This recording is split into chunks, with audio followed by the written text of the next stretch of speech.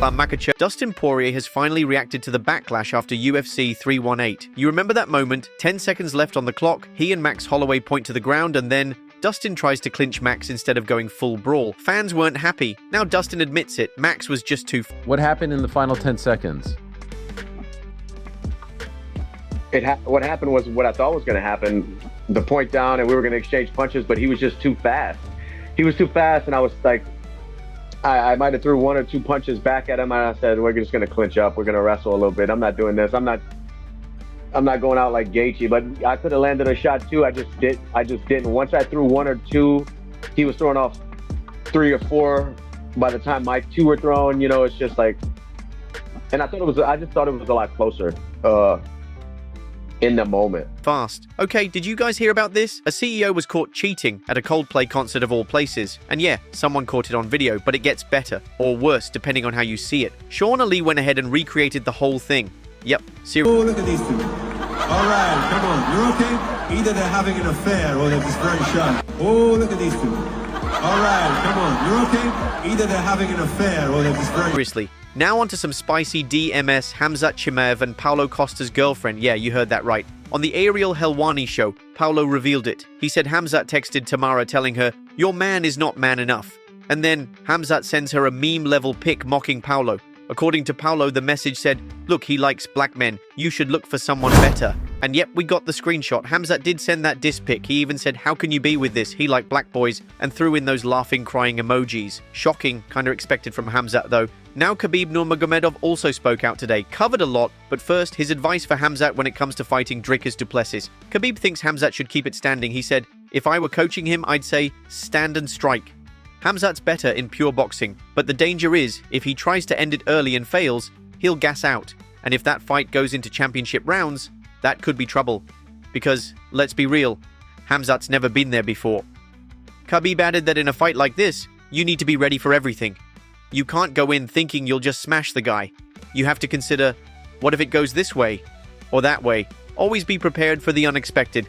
Then Khabib was asked if Ian Gary could become the next Conor McGregor. He shook his head. He's a good guy, but I don't think so.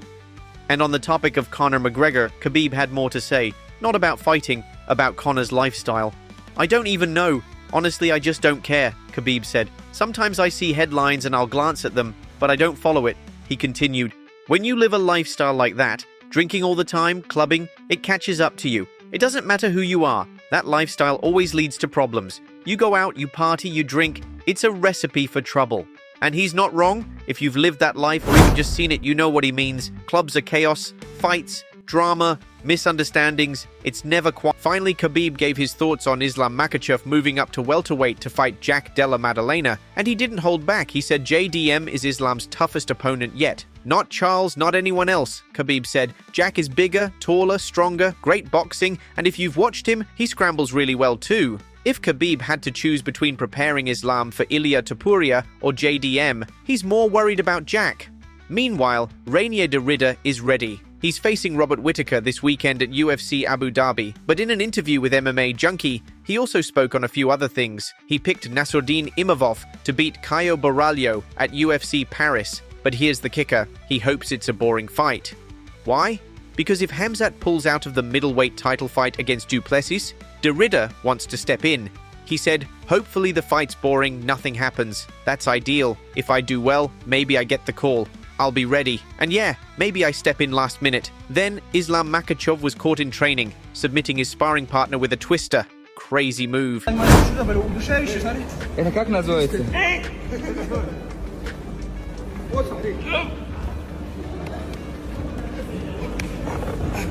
Давид, молодец, ты держался, честно сказать. Marvin Vettori just dropped a post after his loss to Brendan Allen. Unanimous decision. Brutal. He said, "Disappointed. Came up short again. Bit of bad luck. Shattered my nose with the first punch off that stupid kick I threw. But hey, he threw it and I didn't move. So, hats off." Marvin said he fought the whole time with a broken nose. He gave it everything. "I had to win this one. I gave my all. At least I felt like myself again. It was close. Strikes were close. I guess the broken nose swayed the judges. But I hope I made my brother proud. That's all that matters." Even though it's 3 losses in a row, he's not quitting. "A few adjustments and I'm back. Better days ahead." Israel Adesanya also gave his pick for the Driscus versus Hamzat fight at UFC 319. He thinks Driscus takes it. Not bad, but I still think Driscus gets it. I think just late finish, late finish. Hamzat would, I think Hamzat will, if he wins, it's the first 2 rounds. Or the first round. But Driscus is just chaotic. Chaotic good, chaotic evil. That's literally what this fight might be. Chaotic good versus chaotic evil. Then we had Kamaru Usman weigh in with his thoughts. He thinks Max Holloway should fight Arman Tsarukyan next. The winner gets a title shot against Ilia Topuria. Yeah, I think Max Holloway, I like that, Henry, because he's fought Justin Gaethje. And he has fought Charles Oliveira before. And we're seeing Charles now kind of, I think he's dropped a couple of losses now and to where it's still a little questionable. I like the fight. Obviously, I think Charles is still, right there at the top. But I would like to see him and Arman Tsarukyan. I think that makes a lot, because Arman, we haven't, since that blunder, since whatever he did to kind of screw up that title shot, Arman, it just seems like it's a bad taste and a bad energy following Arman, and I think he needs to get a good one back. I mean, am I lying? I think he needs to get that one back, and the best way to do it is against a guy as hot right now as Max Holloway. So yeah, I think Arman Tsarukyan versus Max Holloway, I think that's a great fight to make for the #1 contender to potentially fight for that lightweight title, because we do know Ilia Topuria for some reason is chasing. He wants that BMF for some reason. And here's something wild. Paul Felder can't believe Conor McGregor sent those, let's just call them revealing photos to Azealia Banks. Yeah, that happened. Felder finds it insane, sending that kind of thing to someone you don't even know, especially someone known for leaking stuff.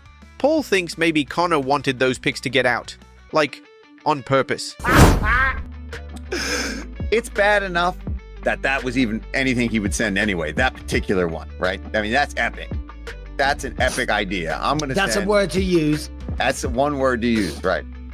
But then to send it to somebody that you've never even talked to and who is clearly going to use this as fuel to go right back at you and not be afraid.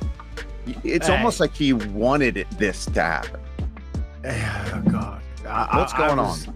What's that house like on a Tuesday night? I was on a movie set and I walked in and everyone's like, have you seen this? And I was not prepared for what I saw. No. And then I saw everyone going on about, God, he's got it all, man. He's got the money. He's got this. He's got a gigantic. And I'm like, oh, hold on a minute. Let's have a look. I'm curious to see how big this thing gets. Very average. Very average. I will say that. I think the thing that sticks out, pun intended, is just what's going on in the photo in particular, right? Like, everybody I talk to is like, well, whatever. Are you? Now, what did he have? Because I didn't spend too long. Weight attached. But how do you? Was it like? I know it was a weight, but was it a device? We should ask Chael. We should have brought Chael's son in on if we were going to discuss this topic. Why? Because he. Why? Now let's talk about Brendan Schaub. He went off on Renato Moicano. Why? Because Moicano turned down money from the UFC antitrust lawsuit settlement. Apparently Moicano could have made around $200,000, but he said no. He said he signed the contract, he knew the terms, and didn't want to go back on his word. Brendan didn't hold back. He straight up said it was a bad move. He doesn't understand why someone would turn down that kind of money. $100K settlement check in a bizarre display of UFC solidarity. Here's the thing, Moicano. That money is getting allocated no matter what, buddy. No matter what. You being a company man and not taking it doesn't give you an inch of good grace with the UFC. This does not matter. There's guys that are more famous than you that are fighting right now that are taking their settlement. You will never make more money than when you fought Islam for the belt. That will never happen to you again. And your wife's pregnant. You have a young kid. You're never going to be champion. And you want to give up $200,000. Just so you know, Moicano, Dana bets with $200,000 every night. Like it ain't. So if you think in his mind, he's going, well, Moicano didn't take the money, let's hook this guy up. You don't know the world, dude. And you're in the most cutthroat business in the world.